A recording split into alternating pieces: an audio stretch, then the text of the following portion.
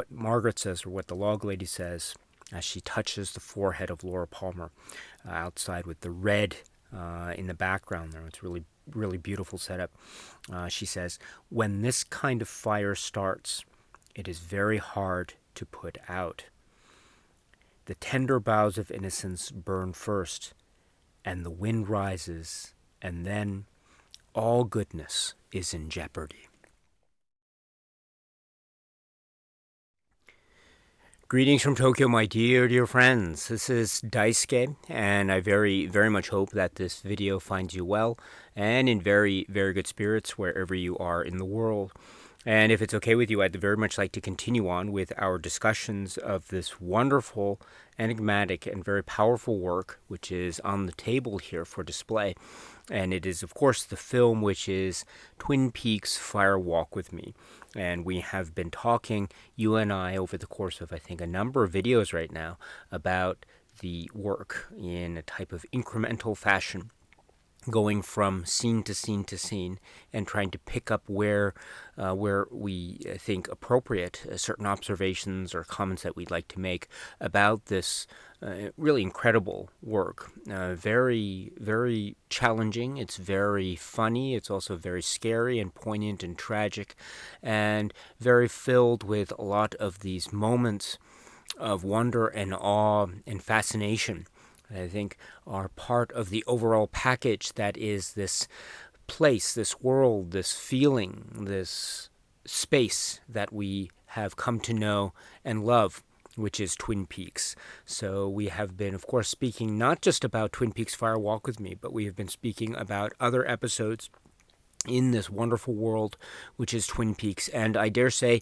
after these discussions on the film have concluded, I'd like to continue on with our discussions going forward on Twin Peaks. But before we get to any further subsequent Twin Peaks stories, my dear friends, I'd like to continue with this fascinating work. And as we have with past videos, I should point out that I will be focusing in on a discussion, of course, of Twin Peaks Fire Walk with Me, but also making reference, where necessary, to any past broadcast episodes, namely the pilot, any episode from Season 1, and any episode from Season 2. And so those were broadcast prior to the release of Twin Peaks Fire Walk with Me. So I think in many respects they are very significant when one is watching this work. So that is my way to say that if you have not seen Twin Peaks Fire Walk with Me, and if you have not seen the pilot, Seasons 1 and 2, then my strong, strong suggestion to you, my dear friends, is please turn off this video discussion. And and because I don't want to spoil anything for you, because this is, again, a kind of journey which I think is very magical and very special. And so the last thing I want to do is ruin and spoil any of that magic or specialness for anyone who might be venturing into the world of Twin Peaks for the first time. So in that spirit, my strong, strong suggestion once again is please turn off this video and watch the pilot, watch all of Season 1, and watch all of Season 2, and then watch Twin Peaks Fire Walk with Me. And then after you have done that, my dear friends, you can come back to this video and these other videos at any time and share with me your thoughts about this amazing work, which is Twin Peaks Fire Walk with Me. And please note, too, that I will not be making any reference to any story, any broadcast, any release of Twin Peaks stories that has occurred subsequent to the release of Twin Peaks Fire Walk with Me. So I won't be making any of those references. Let us save those conversations for another day. So anything that is subsequent to Twin Peaks Fire Walk with Me, I won't be making any direct reference to, but anything that has been broadcast prior to Twin Peaks Fire Walk with Me, I think is fair game. So that's the approach that I want to take going forward. Also, I should say that I am in no way an expert when it comes to Twin Peaks Fire Walk with Me or any of the stories of Twin Peaks, not in the slightest. I make a lot of mistakes. I will make some conversation or some comments or observations that perhaps you might not agree with. maybe vehemently disagree with, and maybe think that I am in total error. And that's completely okay. So if I do make mistakes, I apologize in advance. I will try to avoid them where necessary or correct them where I can. But again, I am not at all an expert. I know that there are many other people out there who are far, far better experts than I when it comes to the world of Twin Peaks and Fire Walk with Me. So I rely on their good will and their wonderful insights and guidance when it comes to further elucidations and further interpretations about Twin Peaks Fire Walk with Me. But that being said, I would like to say that I am approaching this film as I have as a fan who has seen it many, many, many, many, many times. I have seen this film. Again, I can't keep track as to how many times I've seen it. I love this film so much for many reasons, which I hope to have begun to try to convey over the course of these videos, of course. But I come at this, therefore, as someone who has seen this many times and also seen the works in the world of Twin Peaks many times and read the information that is made publicly available, of course, many times. So, et cetera, and listening to all the music that's available and trying to listen to read up as much as I can, etc. So I'm coming at this from that vantage point. So with that, my dear friends, let us continue on. Let us move forward with our discussions. Specific discussions of Twin Peaks Fire Walk with Me. All right, so last we left off, we of course came from or were entering into or experiencing this dream or vision or something that was taking place with Laura at night and the ring, and something to do with a ring. But there is also some kind of interesting happenstance where we assume is the next morning, and Laura finds that the ring that she thought was in her hand, or she dreamt was in her hand, or maybe she had a vision that it was in her hand, or it actually was in her hand, is no longer in her hand. So this is something that we should keep in mind going forward, of course. What is the significance of this ring? And without maybe embellishing further until we get to those scenes, let me say that we will see the ring again in the context of Twin Peaks Fire Walk with Me. Again, for those who know the film, you know what I'm talking about. You know the scenes I'm talking about. In fact, we'll see it a number of times. But for now, for all intents and purposes, it's gone. It seems to have disappeared, much like Chet Desmond has disappeared. Will we see them again? Again, only time will tell. But as with anything in Twin Peaks, the world of Twin Peaks, one of the great aspects of this film is the way in which time seems to be covered. And there is a type of passage of time. There is a sense, too, of going from place to place to place. And one of the things and one of the places that we go to is Leo and Shelley in a type of very, how shall I put it, a very Leo-esque mode of domestic non-tranquility, shall we say, because here we have a shot of the outside of their abode with the truck, which is part of the sort of one of the iconic landscapes of the setting of the scene of Twin Peaks, the series. And then we go into their house, which is a kind of medium to long shot, so it's shot in a distance, which has a type of distancing effect, and also has a type of play, maybe theatrical or theater play effect. You know, we see they're in a kitchen, and Leo and Shelley are on the right hand side of the screen, and Leo's on his knees trying to scrub the floor, talking in his very Leo, almost brutish way, very loud and brutish way, about scrubbing the floor and teaching Shelley how to do it. And then Shelley, of course, says that she doesn't have time now because she has to get ready for work. But then this really angers Leo. It really shows the sudden bursts of violence, almost to absurd levels. And I think that absurdity is, kept intact by the fact that it's shot from a distance like this. It's almost like this absurd theater play that we're watching on stage. And he even stands up and hits her on the head, which I'm not sure if it's meant for comedy. It's certainly a reminder of just how kind of shocking Leo is. But there is this type of thing when it comes to the way in which this type of domestic non-tranquility is subjected to within the universe of David Lynch's films and cinema. There is such an over-the-top nature to Leo, and it's on a totally different register than Shelley, which is, I guess, part of their relationship dynamic, which we had a glimpse of, I think, in the series. But here it's almost on overdrive because we've never seen this type of situation, I would say, where we see a very almost nonchalant type. I mean, it's just a conversation about washing the floor, which seems to be just part of, cleaning the house, which is on the one aspect, right? But even a conversation like this, there's nothing where, at the outset anyway, there's nothing that would seem to indicate that Shelley has quote unquote done something that has angered Leo. She then later says that she has to go to work, and this seems to trigger Leo in terms of his anger, which was there already. But my point is that it seems to be there already. So Leo's like his over the topness seems to be there. So it's a type of constant, which I think is an interesting aspect because it really suggests that idea within the world of Lynch, which is something I was trying to convey, how I view David Lynch works. Is we have two characters that are within the same space, same shot, same scene, and they are talking with each other, but they are on completely different planes, such that they might be making a connection in terms of dialogue, but they are on opposite ends of the spectrum. And I think this is a kind of almost a subtle, almost blink and you miss it type of moment, but it's there.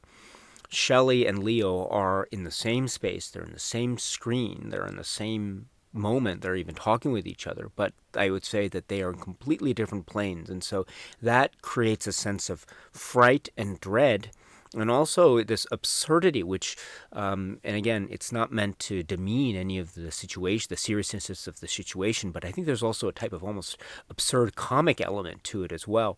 It's just Leo is just so over the top and just completely on a different plane from Shelley, such that we and she are all shocked when he does what he does, which is just suddenly have another burst of anger. But that burst of anger doesn't seem to be totally out of place because he's already over the top to begin with. So. But that's an interesting thing. So we get the return, as it were, of Leo and Shelley. And note Leo's hair, his hairstyle, and note his hairstyle, how he will look in the pilot, which is a very interesting. It's that thing too, where maybe sometimes one can have a feeling of wanting to change one hairstyles, maybe in a given day, and then maybe the next day want to return to a different hairstyle. It's completely, I think, within the realm of a type of human experience, wanting to change, wanting to have a feeling of self-expression. Ask Audrey or ask Norma about that as well. But in any event, this is interrupted by a telephone call, and the telephone call, we understand, is from Bobby, who's calling from a payphone, talking about making references to drugs and the football and the payment, and this reference to a payment owed to Leo about $5,000, and Shelley overhears this. This will, again, remind us to a little bit later in the series, Twin Peaks, around season 2 territory, about how Shelley and Bobby will be, and Leo, in fact, will, of course, have this trio where money will also be involved. But here we are reminded of the drug network that exists in Twin Peaks, and Leo is a big part of that. And so talking about an empty football, because the football seems to be the vessel by which the drugs are exchanged. But Bobby's talking about wanting another kind of shipment. And so it seems like Leo is not the place to go. And so where do we go next? We have a telephone call, then we have a daytime setting, and it's a bar. And it's we will understand that it's probably, or it's the Roadhouse at the daytime, because who do we see pick up the telephone? None other than Jacques Renault. So Jacques Renault, of course, was a very instrumental and very significant character early on in Twin Peaks, in particular, season one, of course. Although he has a type of effect that I think is felt, definitely felt throughout, even after his what happens to him at the end of season one, of course. But here we have Jacques Renault at the bar, and he is answering the telephone call. And here we have the conversation between Bobby and Jacques Renault, and the idea of drugs and a drug pickup. And so we are reminded here about how Jacques Renault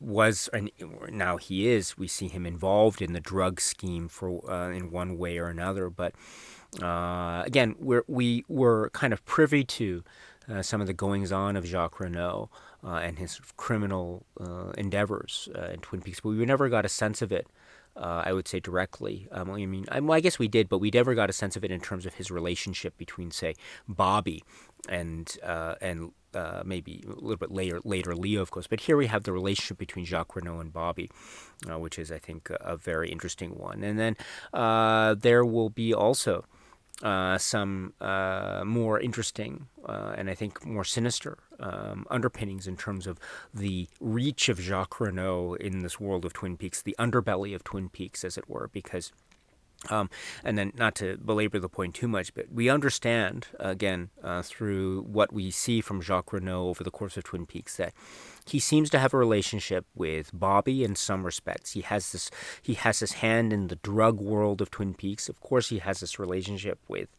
Leo.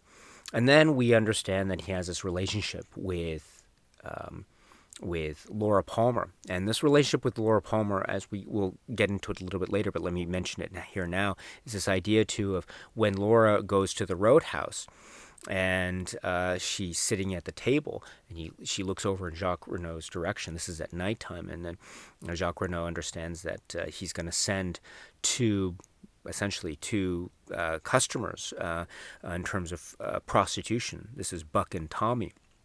And so there seems to be this connection between, or this relationship between with Laura and Jacques Renault that may have something to do with sort of the sleazy underbelly of Twin Peaks and prostitution. But this is, of course, after we understand, after Laura Palmer was essentially fired from Blackie's and from One-Eyed Jack's. And so this is a part of the prostitution element of Twin Peaks that is separate from, we understand, Horn's department store.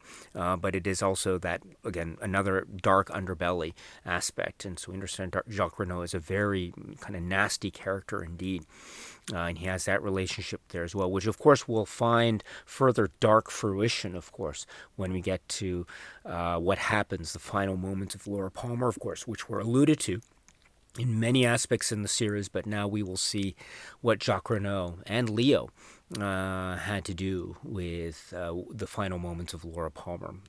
But in that way, too, we have this connection between Jacques and Laura. But also, we should be reminded, too, that there is, too, a connection, which is, I think, a big surprise for me anyway. It's always a surprise when I watch this film. It's the connection between Deer Meadow and Twin Peaks. And so we seem to have at least two connections, and those two connections, and there could be more, of course, but at least we have two connections. And those two connections seem to be running right through Jacques Renault, one being Teresa Banks, and the other being Deputy Cliff Howard.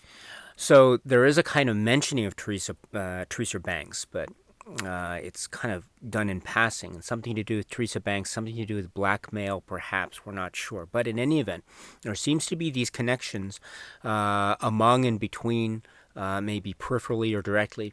Bobby is somewhere there, but perhaps Jacques Renault, Cliff Howard, and Teresa Banks, but perhaps also Cliff Howard, because we understand that the pickup that Bobby and Jacques Renault are referring to, midnight, right? The assumption being the pickup will be near the midnight in the woods, near the mill.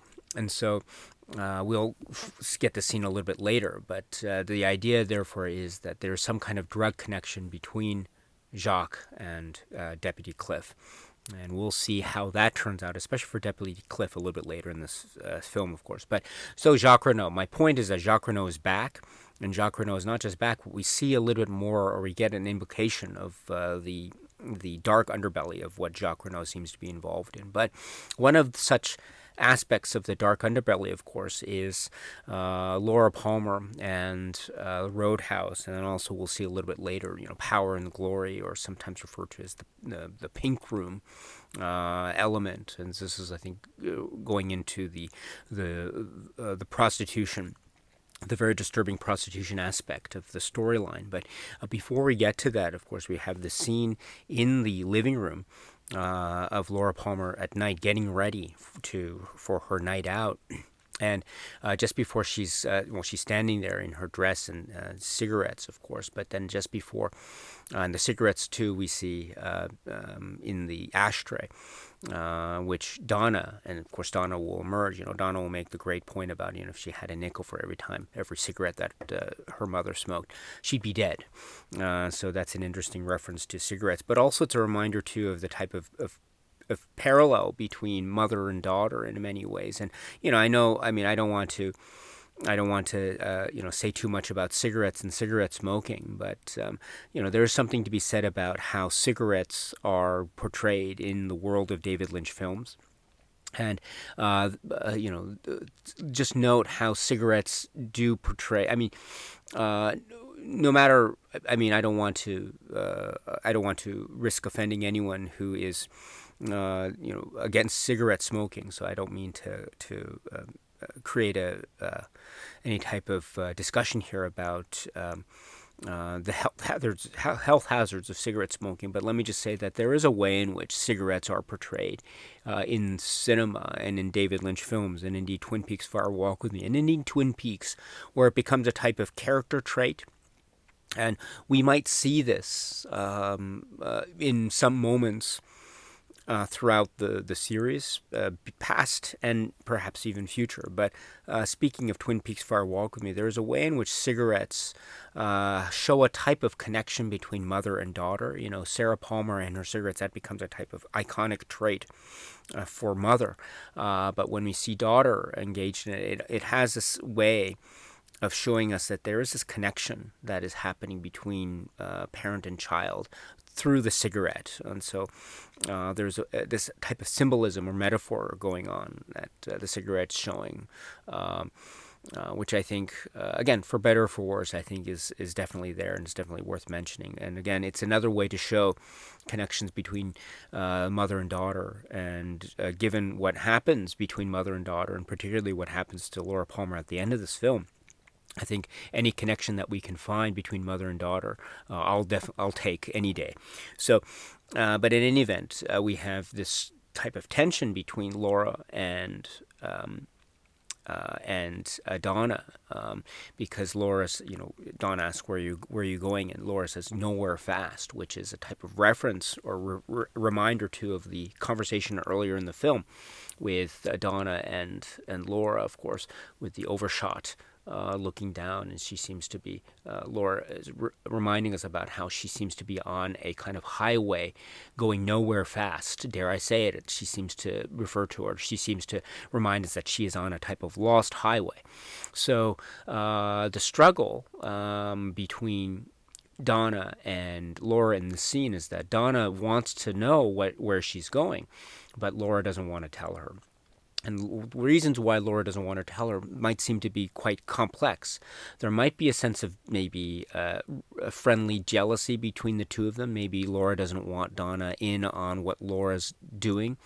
But we also understand there's a type of almost maybe motherly or patronly type of care and consideration that Laura seems to be having for Donna. It's almost like she doesn't want Donna to go down the same dark path that Laura is already on. And we get this indication a little bit later in the sort of power and glory pink room sequence, the climax of which, of course, when Donna is on the table with her, she is half naked and about to engage in some kind of, or maybe we're not sure, she's about to engage, or she is in the middle of engaging some kind of very explicit or seemingly explicit sexual activity. And to the shock of Laura, who's in another part of the room, and then she screams Donna, and she wants to get her out of there, and the like. And so, and then with the idea too of don't wear my clothes, which is of course a little motif that's borrowed later. But the point is that there is a type of mixture here of maybe a friendly rivalry between the two of them, but also the sense of Laura wanting to protect her friend Donna. But Donna, being not just the best friend, but also very curious perhaps herself, won't let up. And so she will follow Laura to these places, and she will go down the similar road, at least for a little bit anyway, that Laura seems to be going down during this evening. I should point out, however, that this whole sequence is, I think, a really great reminder of one of the classic scenes in Twin Peaks, the series, with Donna and Harold Smith. Remember when Donna is trying to is trying to sort of investigate together with Maddie and James during the series Twin Peaks, and part of their investigation is Meals on Wheels, and part of it leads to Harold Smith, who we met earlier in this film, of course. But Harold Smith has some kind of secret, and of course Donna wants to get that secret involving the diary. And part of that is to get to know Harold, and part of that is to try to reveal to Harold some of Donna's own inner secrets or feelings. Whether they be fictional or not, that's another question entirely. But the point is that there is a scene in the series, if you recall, where Donna is in the middle of the room and she's recalling this story of her and Laura and having some kind of sexual interaction with some boys in the lake, and the camera just goes slowly into Lara Flynn Boyle's face as she's almost gliding, dancing in a dreamlike, almost trance in the middle of the room as she's recounting this tale.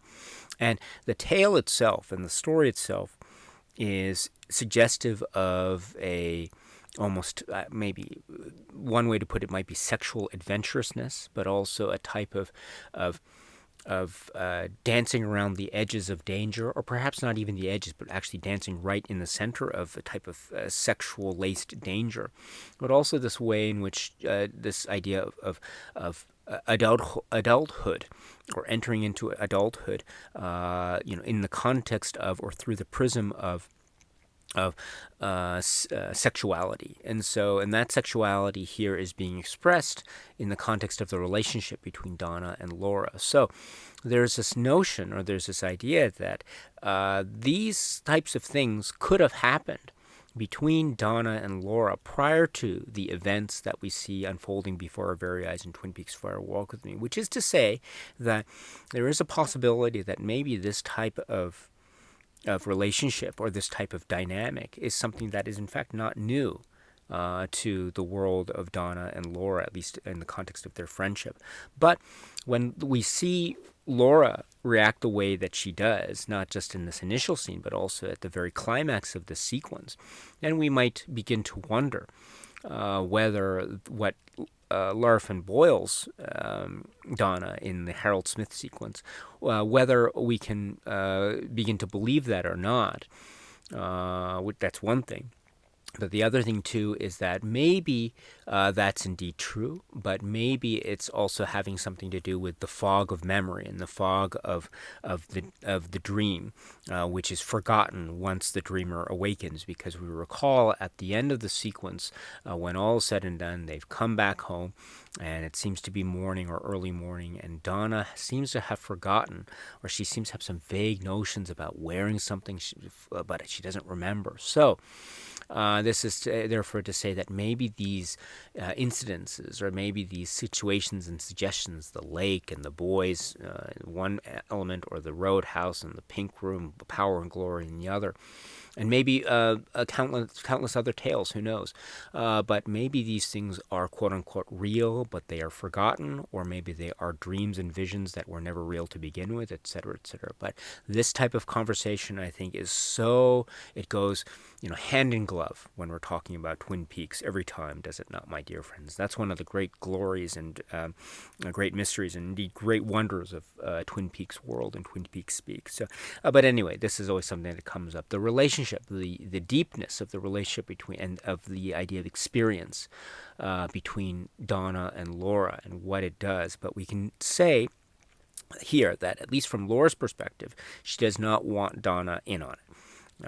Because as Laura describes it, she's going nowhere fast, but maybe she wants to protect Donna at all cost, which if that's the case, and this is also very much an indication of the motivations of Laura Palmer. One of the things that Dr. Jacoby mentioned in the series, if you recall, is the idea that Laura was this type of she was known by all, but she was known by nobody, and that she was she was filled with secrets, impenetrable, unknown. But now we are beginning to know a little bit about Laura Palmer through the act of watching this film. And one of the things that we can begin to maybe get a sense of is that this idea of Laura seems to want to protect the people around her that she cares about. And the means by which she wants to protect people is through almost this type of self-destructiveness.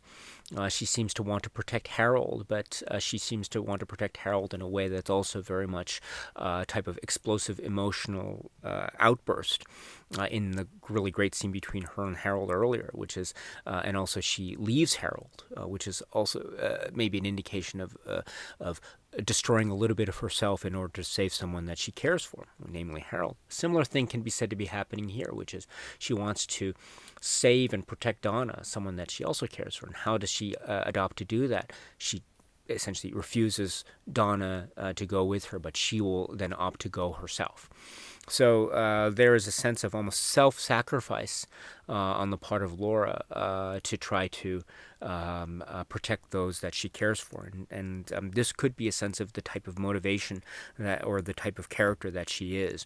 And if that's the case, there is a sense of grace and nobility, as well as a sense of the tragedy and the sadness that is, of course, and many other, I think, very complex emotions that are part of this type of character dynamic that we can say is maybe part of the makeup of Laura Palmer's psychology, at least as we see it depicted in this film. But in any event, let us go forward to the scene. Of course, we go to the scene of outside the roadhouse. There's already this sense of blue and red, but we have to, of course, mention this very important moment before she enters into the roadhouse. It's much, there's a great thing about Twin Peaks. We saw it at, was it Hap's Diner, and just before Chet Desmond and Sam Stanley go into the diner, they see this elderly man outside in the doorway. Also, this idea of doorways, going into doorways before crossing the threshold, what is being spoken of. There are many moments in Twin Peaks where we have characters talking either across the threshold or maybe before they cross the threshold about certain things, and those conversations at doorways and entrances and outside of rooms going into rooms, or just before characters go into rooms. This is also very, very key. So always keep an eye out for this whenever this happens, whenever this has happened earlier, and I dare say when it might happen later. There are some very important, or there could be some very important, let me say, doorway threshold scenes that might occur. But before we go, let us talk about one of the Let's talk about one of the ones right here, which is the just before she enters, she encounters the log lady, Margaret. This is really quite wonderful, wonderful scene, and this is, I think, a really key moment because anything that the log lady will say, anything that we get a she speaks in these very almost mysterious ways, but whenever she speaks, it's something that we should be listening to, and it seems like maybe not everyone in Twin Peaks understands what it is that she talks about, but sometimes when we get some of those scenes where people understand, it becomes very profound indeed. So, for example, Major Briggs seems to be one of the people in the world of Twin Peaks that seems to understand what Margaret is saying. Also, Dale Cooper, when Dale Cooper will arrive in Twin Peaks, of course, at the outset of the series Twin Peaks, he will of course understand what the log lady is saying. But here we have Laura, and I dare say that there is a strong connection between Laura and the log lady. The log lady touches her head, her forehead. Let's see, I want to get this quote right, so let me say this right. So what Margaret says, or what the log lady says, as she touches the forehead of Laura Palmer outside with the red in the background there. It's really, really beautiful setup. She says, "When this kind of fire starts, it is very hard to put out. The tender boughs of innocence burn first, and the wind rises, and then all goodness is in jeopardy."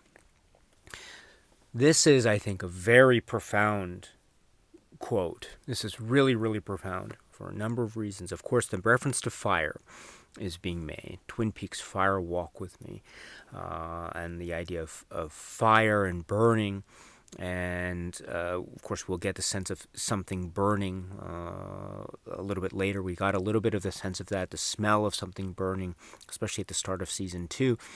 But we'll get a sense of it later when we have the scene in the car between Leland and Laura, and another character called Mike. But here we have the reference to fire.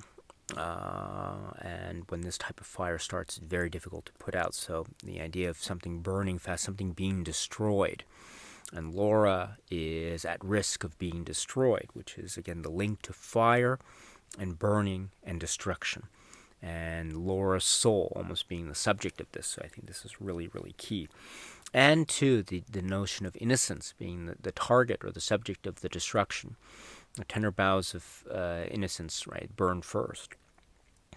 And the wind rises, and then all goodness is in jeopardy. So there is this thing in Twin Peaks, which I think was introduced perhaps almost immediately, which is Twin Peaks seems to be, again, this based upon this idea of absence and nothingness.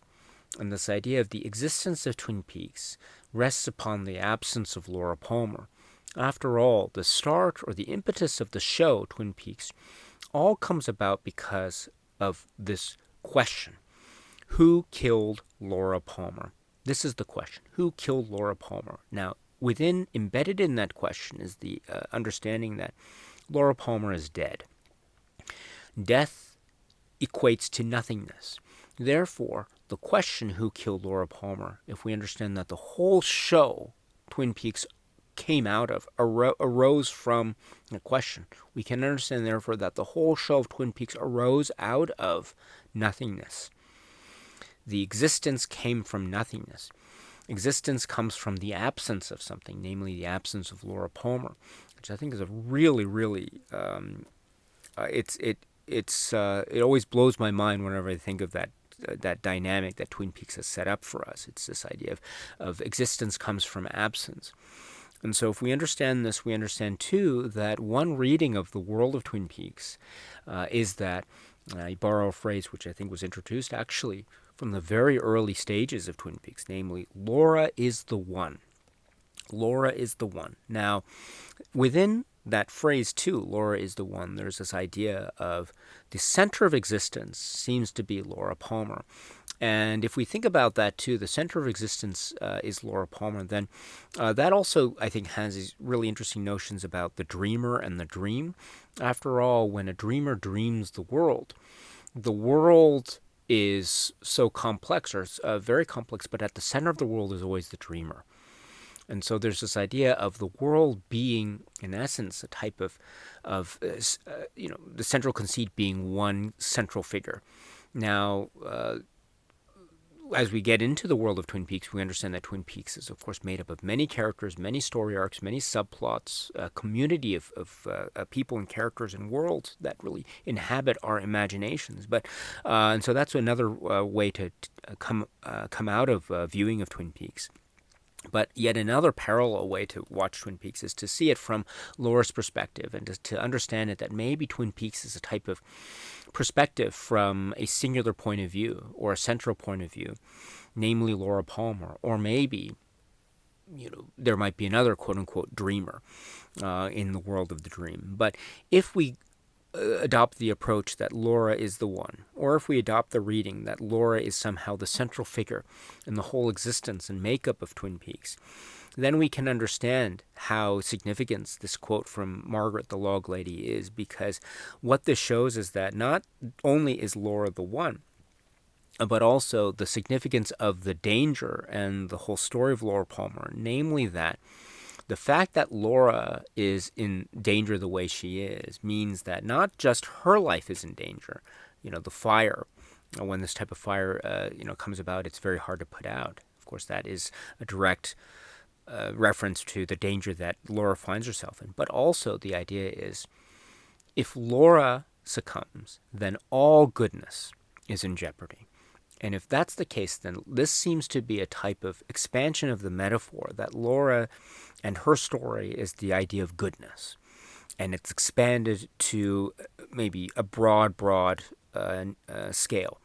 And so that, I think, that kind of singular line makes potent the idea that not only is Laura the one, but her story has such significance because what happens to her has an effect on everything.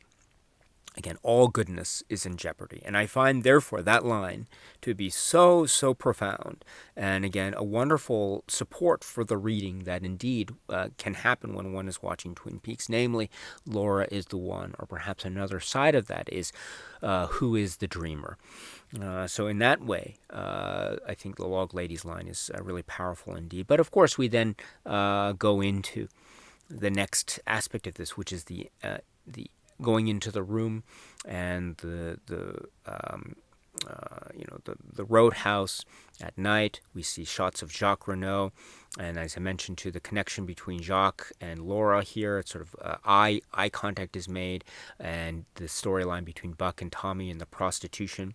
And of course, we hear the song, it's almost siren-like, beautiful, angelic sound of Julie Cruz singing, Questions in a World of Blue. And the lyric is very soft and haunting. And we've heard this melody before, of course, in kind of key sequence involving sort of the aftermath of death and Sarah Palmer and food.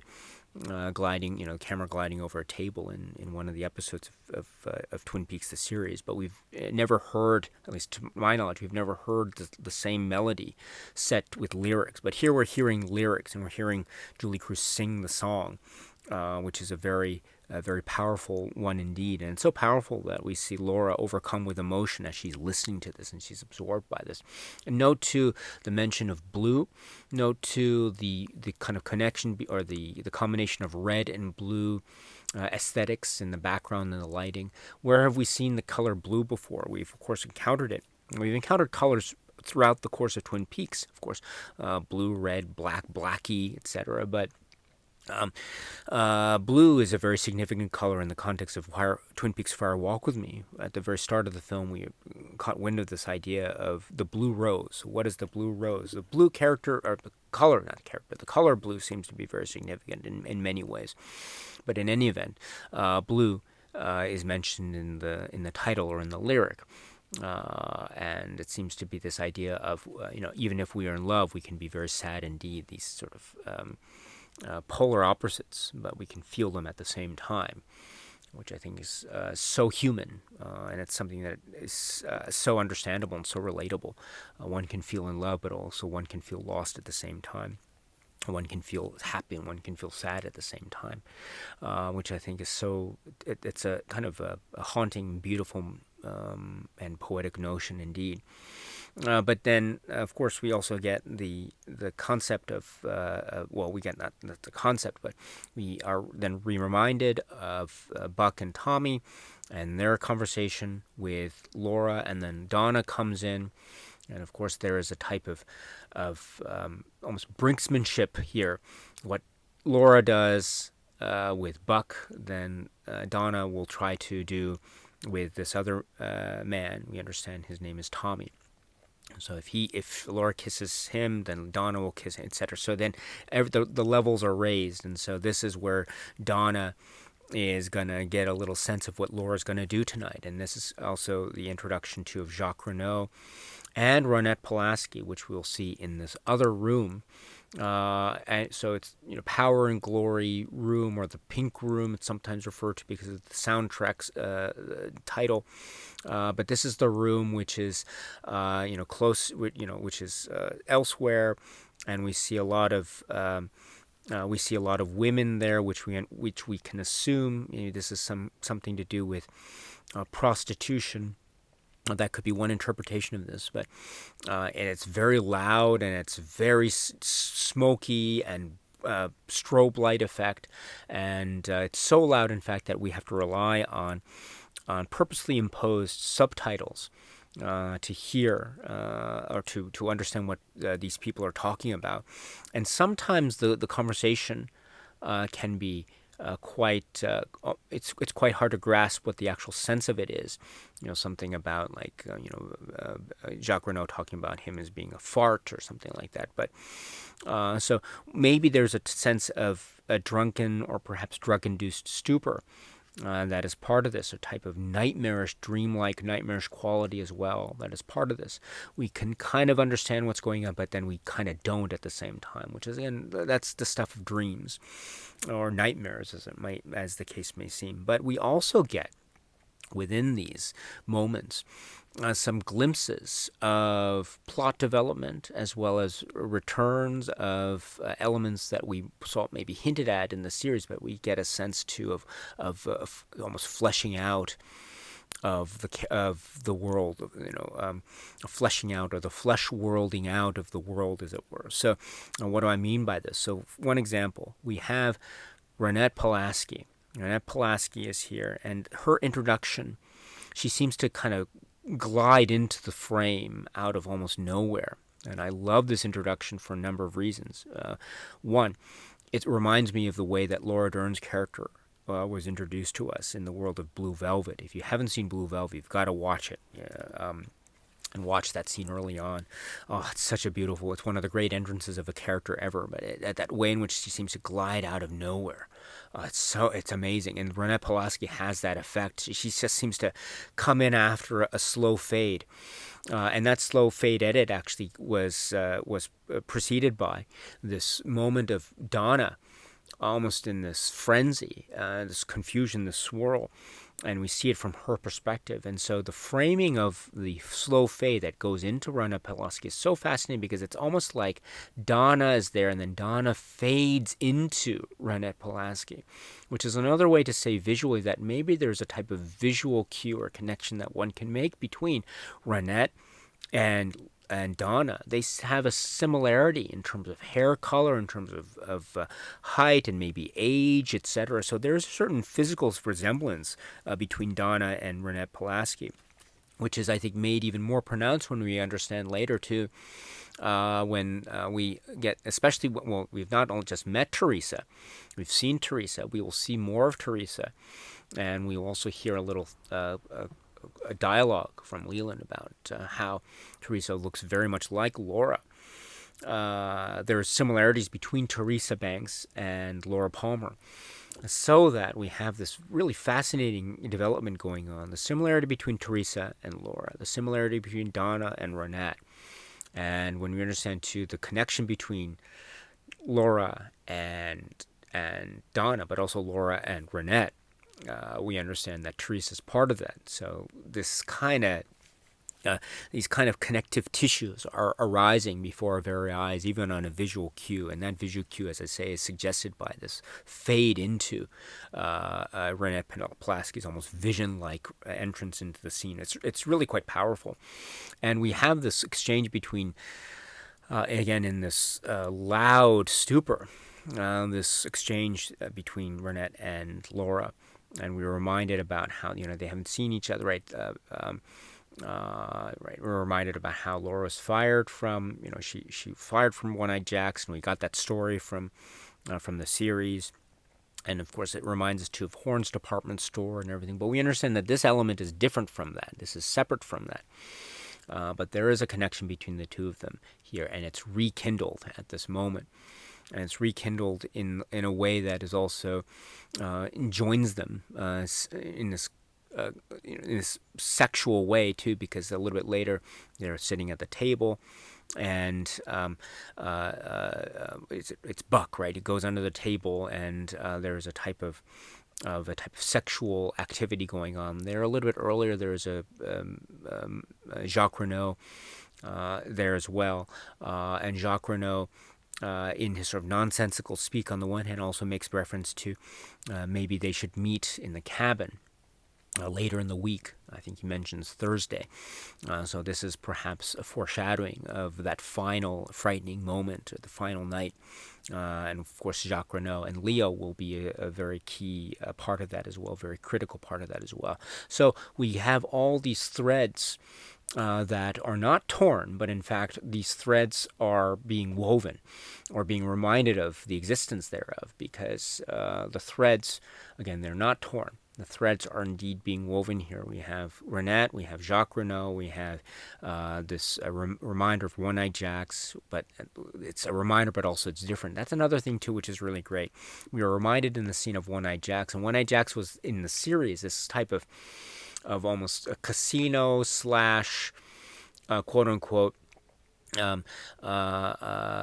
high class a prostitution ring with Ben Horn and Blackie, etc. But here we have almost a dark underbelly with the loud, smoky, almost ethereal and quite almost hellish underbelly, and that concept of hell, I think, is even more embellished when we get the aftermath and the floor and the cigarette butts and the empty beer bottles and everything. It's the dirty floor, and so it's almost like if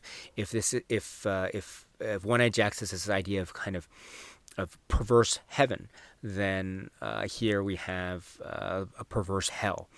But that idea of heaven and hell, as perverse as those depictions might be in the context of what we're talking about here in prostitution and Twin Peaks, again, it's a reminder too of divisions and similarities and differences, which is, again, one of the themes that I'm trying to relate to you as to what I see is very important in Twin Peaks. Things are similar yet different. We have elements in this scene that are reminding us of things that are similar or feeling familiar to us. One-Eyed Jacks, Renette Pulaski, Jacques Renaud, Laura Palmer. But again, it feels different at the same time. We've never seen anything like this. We've never heard anything like this when we watch the show Twin Peaks.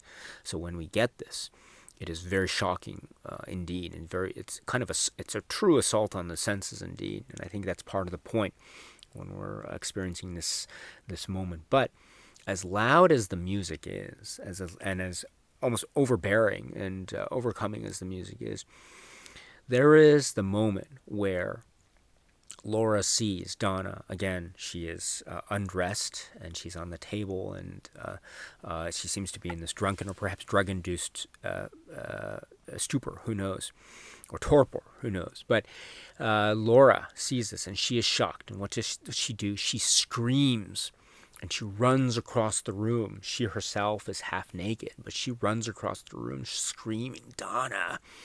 to try to save her and cover her up, and making the thing about don't wear my clothes But it's this idea of, again, perhaps Laura wanting to save Donna from the fate that Laura finds herself in. So my point is that as loud as the music is, and as almost as overbearing and as powerful and as quite high decibel volume levels those may be, nothing comes close to the scream of Cheryl Lee. Nothing comes close to the scream of Laura Palmer. And believe me, one of the most iconic and indeed most important elements, the most important sounds of Twin Peaks is her scream. This is really important. And if her scream can overcome, this Pink Room song, it can overcome anything. And so let's just leave it at that. So the scream indeed. So so we understand again this notion that I was trying to bring up earlier about maybe this is Laura's way of trying to save the people that she loves, namely Donna. She uses it she uses aggressive tactics to try to achieve these goals, perhaps. And also the sense of sacrifice or self-sacrifice that seems to be part of this notion of her being on a highway, or this idea of her going nowhere fast. Again, to borrow a phrase from another film, a lost highway. And then going into the next day, not only do we see the floor and the cigarette butts and the hellish aftermath, but we also get the intimate moment between the two girls, Laura and Donna, and we have this idea of Donna not quite remembering what was happening.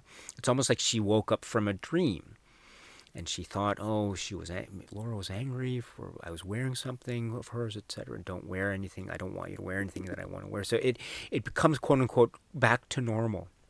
And maybe what happened was nothing but a dream. And again, goes to that concept that I was trying to refer to before, is that relationship between Donna and Laura. Is it based on things that actually happen, or is it based on dreams? And therefore we have this divide between, quote unquote, the normalcy and the innocence of their lives and the stuff that happens at night, the underbelly. It's also this, it comes down to many things. I mean, this divide between innocence or goodness, or perhaps if you can equate innocence and goodness in that way. Again, that's a question for another day, or that's I think, ripe for interpretation. But there's that level, but then there's also the stuff that happens, and the bugs under the grass, and those are things that we saw just moments ago in the film. It's also this divide too. We see it. Are they called? Is it boyfriend or lover? That making a reference to of something that Leland was talking to at the dinner table earlier in the Palmer household. So are they students, or are they adults, or are they is this a sense of innocence, a frolic innocence, or is this sense of the dark belly and the danger of adulthood, or maybe they're all one and the same? And so that's also part of the tenor, if you will, of the tension of the various dynamics of Twin Peaks, all the way back in the show, but especially here in Twin Peaks Fire and Walk with Me. So we get this, and this idea of reality and dreams being awakened too, and this moment of not quite remembering what happened in the dream that we awoke from, which then begs the question: did it happen in the first place? And what is it about, existence? But existence could be that which we think that we experience. But is it something that is actually part of the experiences, or it's something that's totally based on our perceptions? Because after all, perceptions are the way in which those little bits of, the moment, the synapses, the little bits of electricity, or shall I say electricity. Existence, or what we perceive to be our existence, is nothing but the way in which our brain fires off these bolts of electricity to give us impulses, to tell us what we should feel, or tell us how we should sense things. But nothing tells us what is on the other side of that wall, which we call perception. What could be on the other side of that wall? Maybe nothing, maybe everything, who knows? But it's all to do with electricity. Where did we see electricity? We saw it very much in the early scenes of Twin Peaks Fire Walk with Me. So it's all coming together, I think, in this fascinating way. But before I get too much ahead of myself, I should then mention Well, yeah, I should mention. Let's keep going here. Let's do one more thing because we have this scene. Because the emergence of Leland is here. The morning after, Leland picks up Laura from the because they're at Donna Hayward's house, and there's the drive. There's the car. This is and it's the open top car. And the drive down, we understand. I think it's Highway 21, and there's a stop. There's a very kind of a light, a traffic light, and there's a stop. There's a truck, a large truck, and they're stopping. And there's maybe two people walking, and maybe someone helping someone quite elderly across the street. And then there's a mechanic's garage over on the side there. So they're stopping there. So there's also this idea of smell of something burning, right? This is very key. And then there's also something on the soundtrack too, something that we heard earlier in the film. In fact, A Man from Another Place, and that kind of echoing sound that he makes. When he says, "I am the arm and I sound like this." So we hear that on the soundtrack as well. So we hear something. Laura makes reference to the fact of something smelling, burning smell perhaps. Where have we heard this before? Of course, we heard it, of course. For example, the idea of like scorched engine oil smell, which is something that Renat Pulaski reacts to at the end of season 2.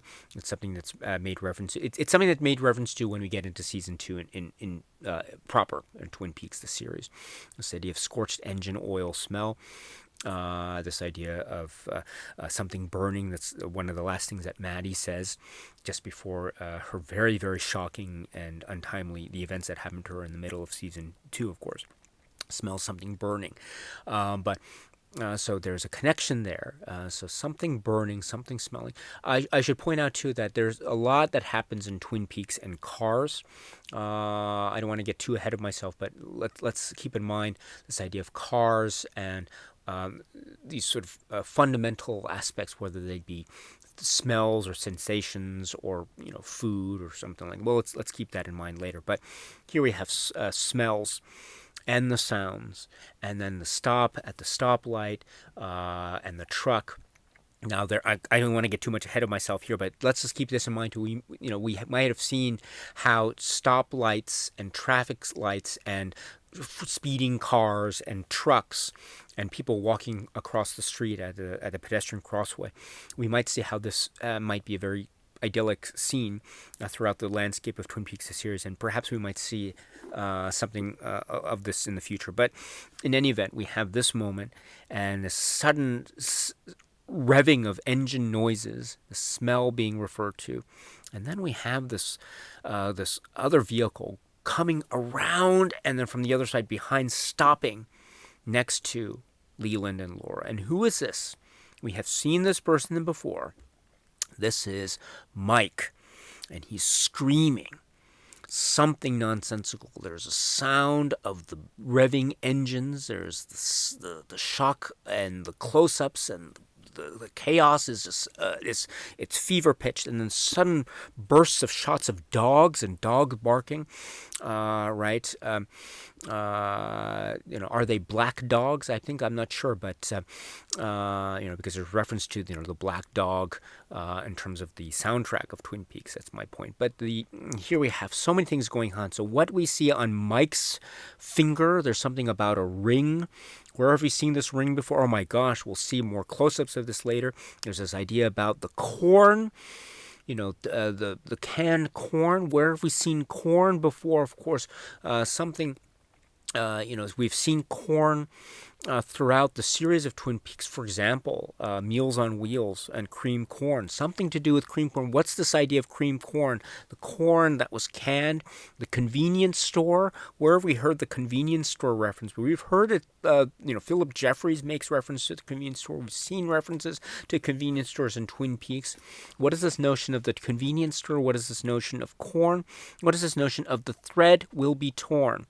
Now, the thread will be torn, and the ring, and this, and Mike. Now, this is one of the most bizarre moments in this film, which is already filled with so many bizarre moments, but it seems to be so mysterious and so it's iconic at the same time.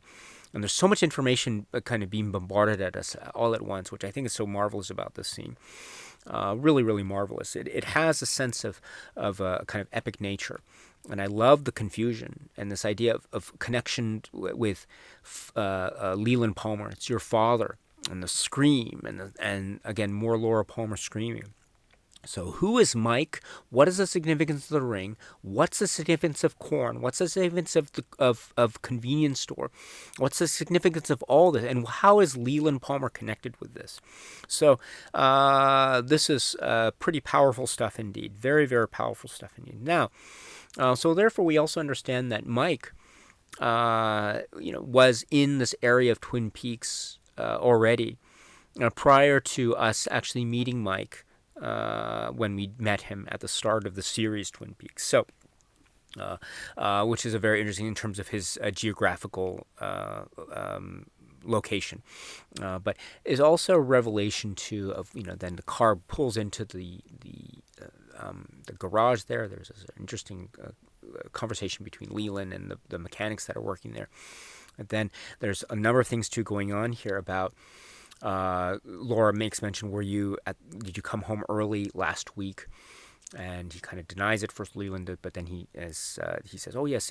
So I think that's a reference to when Laura saw him come home or when she came home early and she saw Bob. And then she ran out of the house and then she saw her father walk out a little bit later. It's not quite 100% sure yet what the connection is between Bob and Leland, but I think that's the implication, and that's putting two and two together. But it's not quite clear yet. I should be very clear about that. She also mentions too about how that happened last week. So if we understand the progress of the film, one way of looking at the film is that actually happened the day before, but the fact that she mentions last week suggests that stuff happened a few days prior to what's happening now. So that's an interesting thing too about how time seems to be progressing and being depicted in this the film Twin Peaks: Fire Walk with Me. But also we have one of the critical. I mean, there's so many critical moments in this film Twin Peaks: Fire Walk with Me, but this leads to the flashbacks of Teresa Banks and Leland Palmer, and what happens to Leland Palmer and Teresa, because we understand from the series that Leland killed Laura Palmer. We also understand that Leland killed Teresa Banks. He mentions this in the series, but he mentions this almost in passing. It's not part of the direct nature of the inquiry and the investigation that we are privy to when we watch Twin Peaks, the series. So therefore, when we see these moments, these flashbacks or these cutbacks to a time when Teresa Banks was alive, we understand 1 year ago, or 1 year or more ago, we understand that we are seeing things that are really significant and that are part of the whole crime spree of Leland/Bob that we understand began with Teresa Banks' killing. It might have happened earlier. Of course, we're not sure, but based on what Dale Cooper says at the very start of Twin Peaks in the pilot, it began with Teresa Banks, the murder of Teresa Banks. And so we're getting all this information. That's so key. We therefore understand that there's this Red Diamond Motel, and they had Leland was seeing Teresa Banks. Teresa Banks she was probably a call girl or prostitute. We can understand this too because of her. Maybe her connection with Laura and Renette, and it's a reminder to a Flesh World and that element of the Twin Peaks series. And we understand, therefore, from these sequences that Leland was seeing. We understand. Now, does Laura understand this or not? Again, we're not sure. Laura's not privy to these flashbacks like we are, which is an interesting thing here as well. But we are beginning to understand, too, that Leland has this connection, therefore, with Teresa Banks in terms of a sexual relationship. And, this sexual relationship, too, turns, it's already quite disturbing, but it turns into... it becomes disturbing in the sense that when Leland, during one of his secret rendezvous with Teresa, he asks if she can arrange to have some of her friends in a type of sexual tryst. So she arranges it to sometime later, of course, at the motel. And so when we see Leland come down the path there on the way into, just about to enter the doorway, again, another sequence involving a character looking over the threshold of a doorway, because he sees into the room the two girls sitting on the bed. And one is Renette, the other is Laura Palmer. And I think the shot of Laura Palmer, this shot, this picture, I understand, my eye seems to tell me that this is maybe a photograph that was taken from the shoot of that scene. I mean, she looks very, in terms of she's smiling, she's laughing, but we also understand that she is a prostitute for hire, and a reminder of the flesh world plot elements from the series.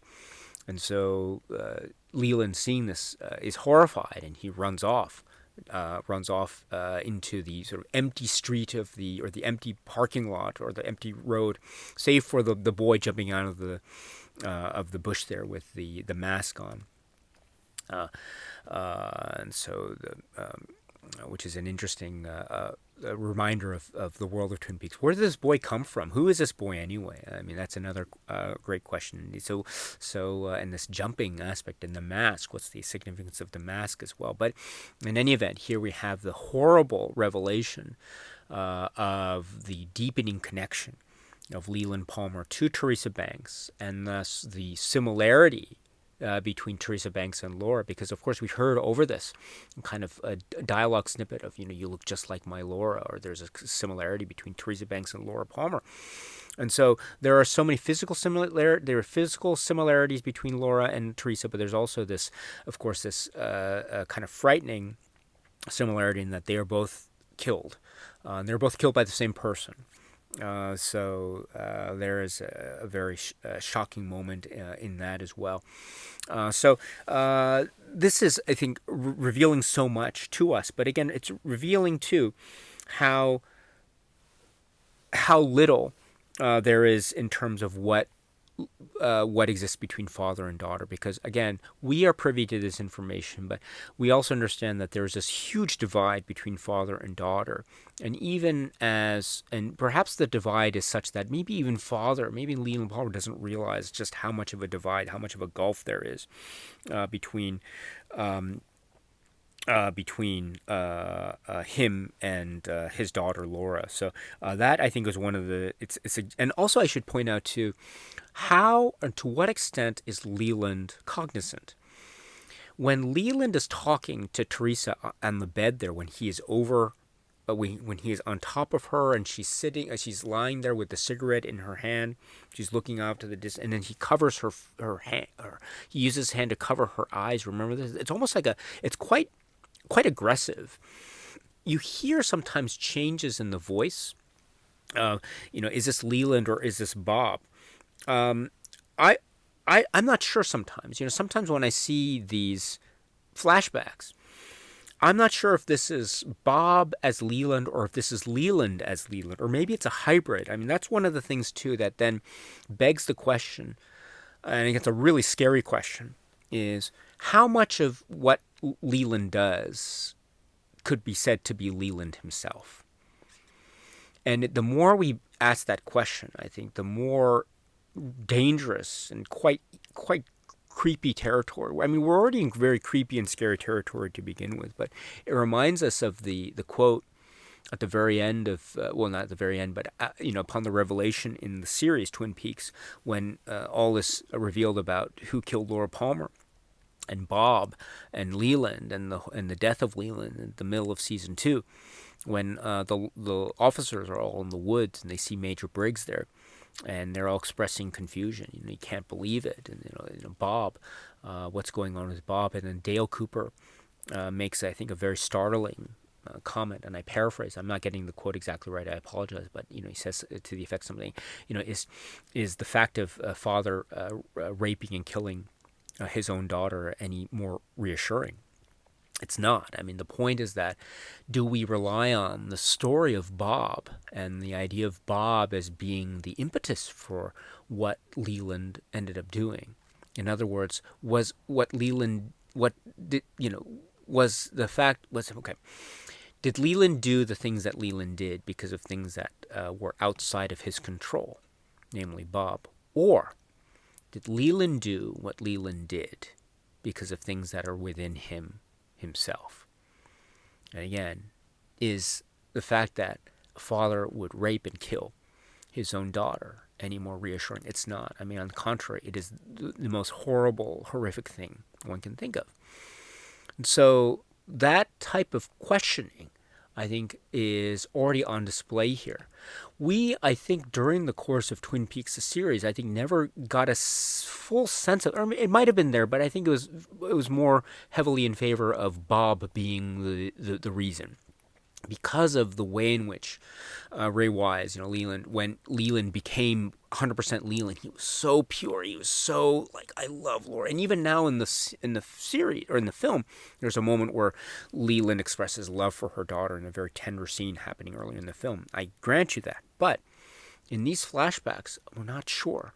And when we get, and again, who knows? It could be that Leland is having the sexual tryst and he is meeting Teresa Banks. This could be Leland. That doesn't, again, itself indicate any type of quote-unquote nefarious / Bob behavior. I don't want to suggest that in the slightest.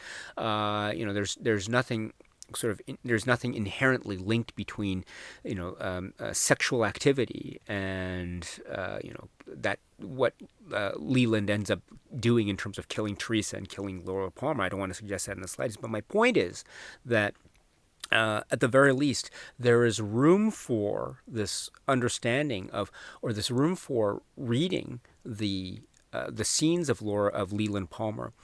When we watch Leland Palmer scenes, we have to begin to wonder: are we watching 100% Leland? Are we watching 100% Bob? Are we watching 50-50? Is it 75-25? What is the makeup?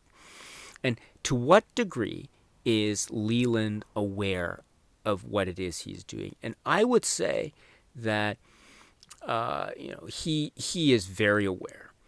He is very aware, and it's again, we're not quite sure to what extent.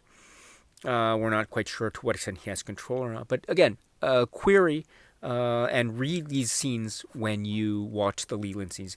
How much and to what extent Leland knows or doesn't know, or what extent we're talking about Leland, or what extent we're talking about Bob, or perhaps there's no Bob to begin, it's all Leland. And if that's the case, that's a very, very, very, very scary road indeed, in a multitude of avenue possibilities, each of which I think is very scary in its own way. But yes, so now we have, of course, going back to the, oh gosh, I've lost my place now. What am I doing?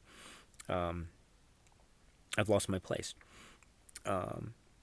Well, I guess, shall we do one more? Yes, let's do one more. Let's do one more. I know we've gone quite over, but I do want to try to wrap these conversations up a little bit. So, one other thing too that I do want to mention is the plot thread, which I mentioned earlier about Cliff and the drug pickup. Because remember earlier in the conversation we had Bobby calling, what's his name? Leo. Yes, Bobby calling Leo, asking for another batch of drugs, and Leo is not able to deliver. So then Bobby then calls Jacques, and then Jacques says, we can arrange a pickup late, near, the assumption being, I think it's near the mill.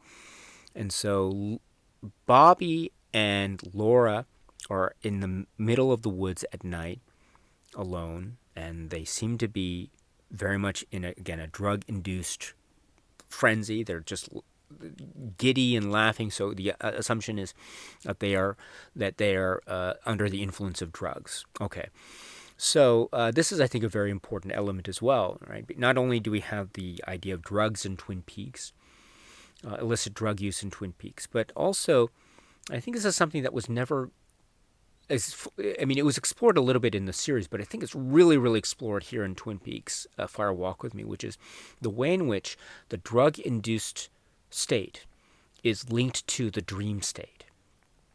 And so the idea of some kind of chemical affecting perception, such that it seems almost to warp one's perception of reality. And I think this is so there. I mean, this is not in my way, in any way, trying to endorse or condone drug use on the slight. I'm on the contrary. I don't really like that sort of thing. But the point is that in the context of the film, Twin Peaks: Fire Walk with Me, this notion, I think, is really, really important because this is the state that Bobby and Laura are in when they see Deputy Cliff Howard arrive. Now, this is really important, too, because we didn't see Deputy Cliff Howard for a while here. We had seen, of course, earlier in the film in the Deer Meadow sequences.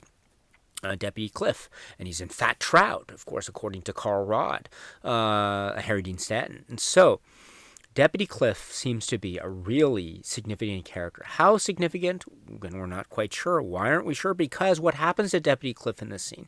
He pulls out this bag, which he claims is this drugs. And then that's not the only thing he pulls out. He also pulls out a weapon. And so he tries to, the idea being that Bobby and Laura's lives are in danger. But what does Bobby do?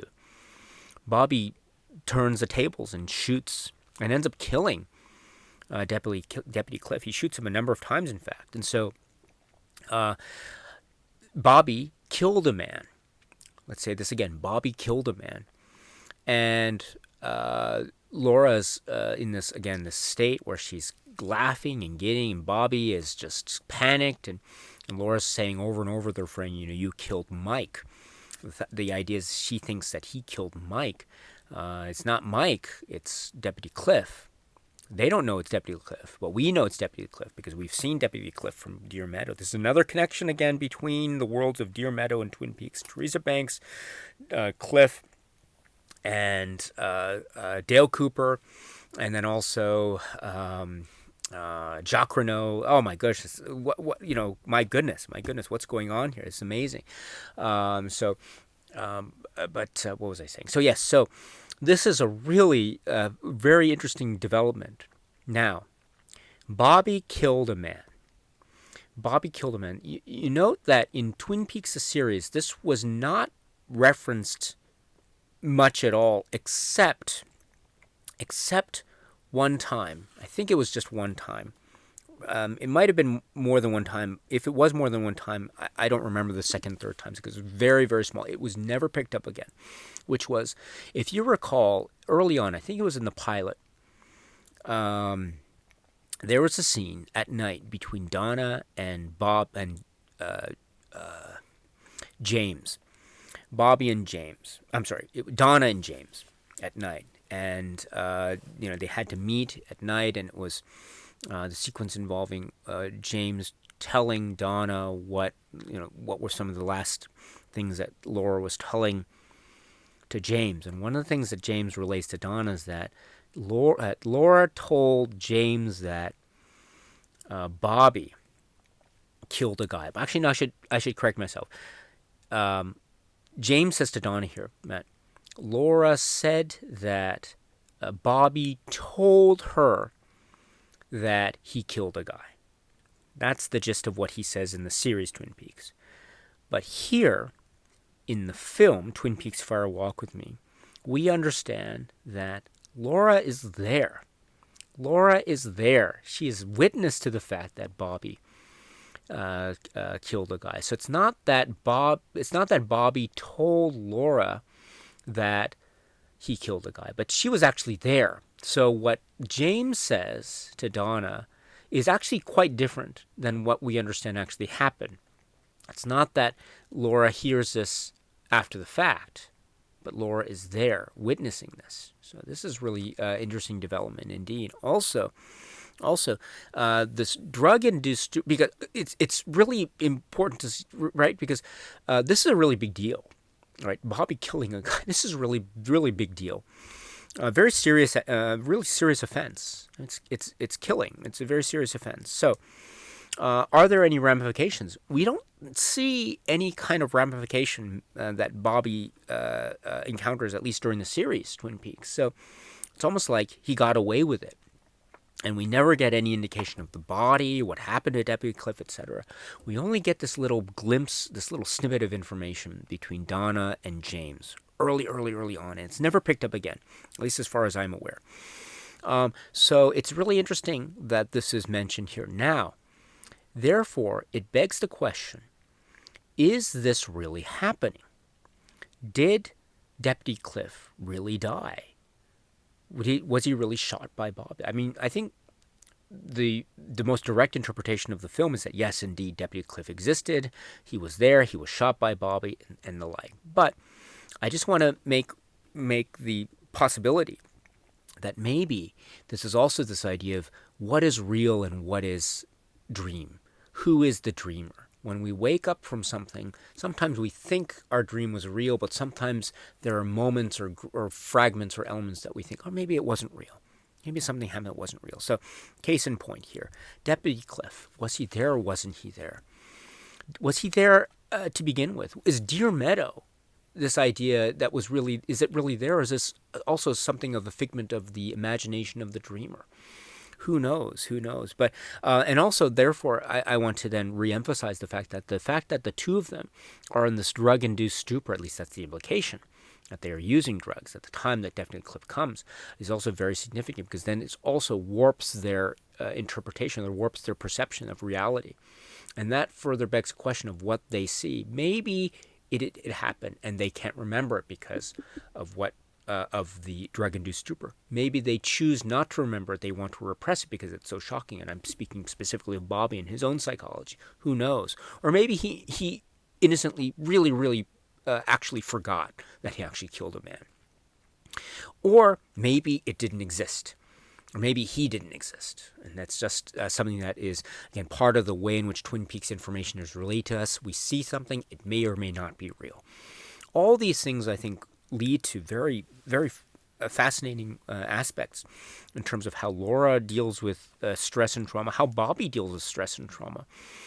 Right, this, I think, just to give an example, depending on what avenue one goes, I think it gives a really interesting indication of Bobby's psychology. If Bobby remembered what he did, and if it was true, then maybe he really was so shocked by this that he repressed this memory to the point where he forced himself to forget. Then that would suggest that this really affected his psychology. That's one possibility. Or maybe he truly forgot.